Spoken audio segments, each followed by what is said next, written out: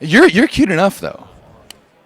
We are here with Mike Hawkins, assistant coach of the Canadian men's national team, also head coach of the UBC Thunderbirds.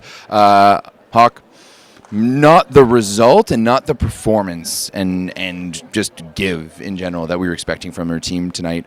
What went wrong? Yeah, great question. A couple of things. I think there's one of those nights where the wheels were spinning and we were never really catching traction. And even in the set that we won, I thought we did some things well.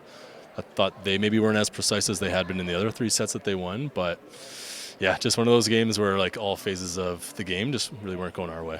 Just it seemed like nothing was clicking compared to Tuesday night where everything was working well. You guys dictated the pace of play, dominated in so many facets, and today it just felt like you were a step behind Argentina. Argentina is typically our kryptonite. Like we kind of know this. The win against them in the fall was a welcome one because I honestly can't remember the last time we had beat Argentina, period, let alone in a massive match like this.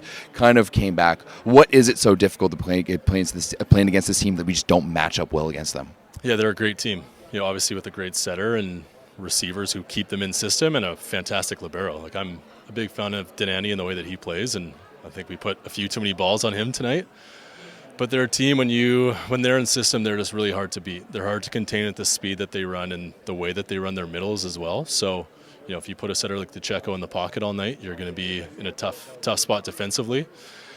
And yeah, I think tonight we just didn't put enough pressure on them from the baseline, and then we were just kind of chasing our tails the rest of the night. Seems like we saw Nick Hogue come in for Stephen Marr. We saw Xander Kitcherzinski come in for Arthur.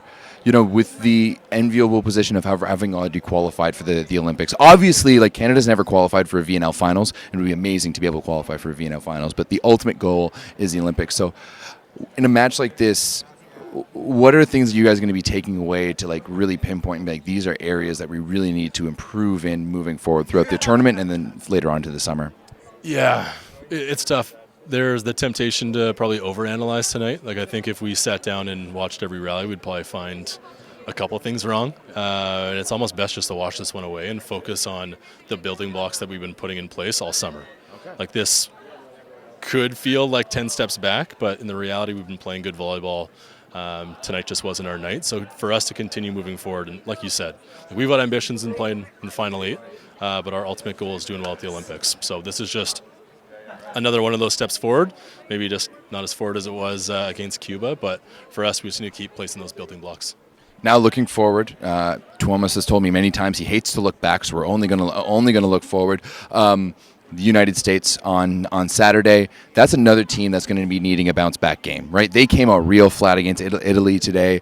This team is still getting their legs under them.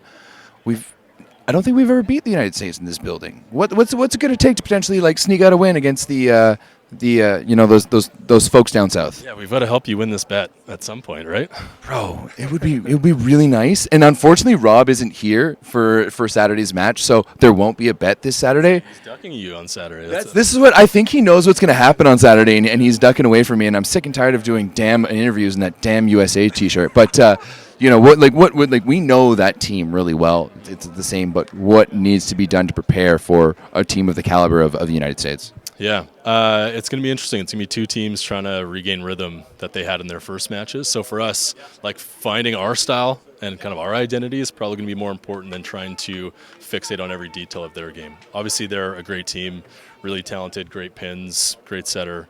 But for us, we for sure need to focus on our game first and foremost. We need to be a little bit better from the baseline, be in control a little bit more in serve receive, and then just better decision making offensively.